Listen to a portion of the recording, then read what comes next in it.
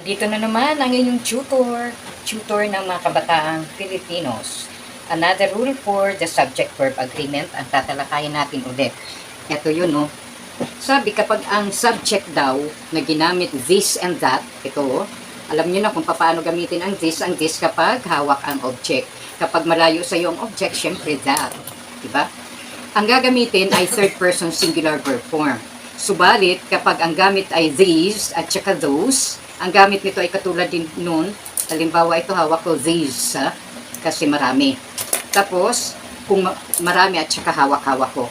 Tapos, kung malayo, ang tinutukoy mo those, di ba? Marami na tinutukoy sa malayo, those yun. Ang gagamitin mo ay third person plural verb form. For example,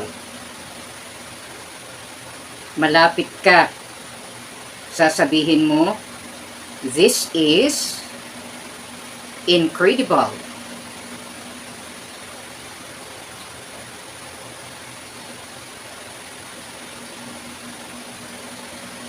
Ito yung this.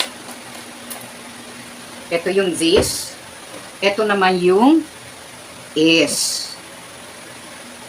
Kung malapit ka o hinahawakan mo mismo. Pero kung malayo ka, pwede mong gamitin yung that is incredible. Kung malayo ka, sa tinutukoy mong incredible, that yung gamit. Ito naman is ulit, at saka yung that. Gamitin naman natin ang these. These are pens. Ito, hawak ko yung pens. May tatlo ako, kaya ang gamit ko ay these. Siyempre, kapag these, ang gagamitin natin na verb ay plural. Ayan. O kaya, kung malayo naman sa akin yung pen, malayo sa akin, hindi ko hawak-hawak, pwede kong gamitan ng those.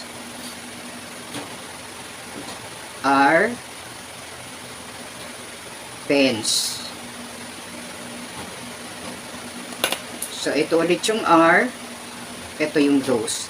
So, yan lamang. Napakasimple, diba? Pero isa pa rin ito sa mga rules ng subject-verb agreement. Ayan, pwedeng i-share kung nais ninyo na makatulong sa kapwa nyo mag-aaral o sa kapwa nyo kabataan o sa kapwa ninyo mag-i-examine. Ayan, watch and follow for more videos like this.